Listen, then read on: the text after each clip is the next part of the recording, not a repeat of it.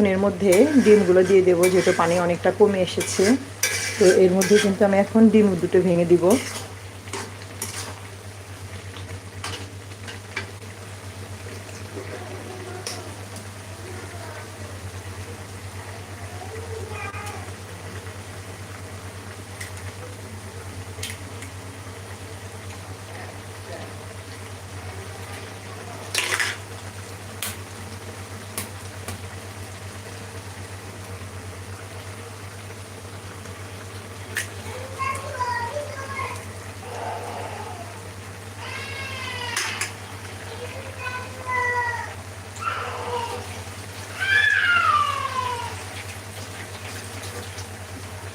ডিম দুটো কিন্তু সুন্দর করে এর মধ্যে ভেঙে দিলাম।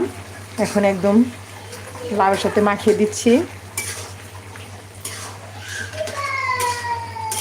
তো বন্ধুরা, তোমরা যারা সবজি খেতে পছন্দ করো তারা এইভাবে অবশ্যই ডিম দিয়ে সবজি রান্না করে খেয়ে দেখবে যে এই লাউয়ের এই ঝুড়াটা ডিম দিয়ে কেমন লাগে। তারপর অবশ্যই আমাকে কমেন্টে জানাবে যে তোমাদের লাউ দিয়ে ডিমের ঝুড়ি কেমন লেগেছিল।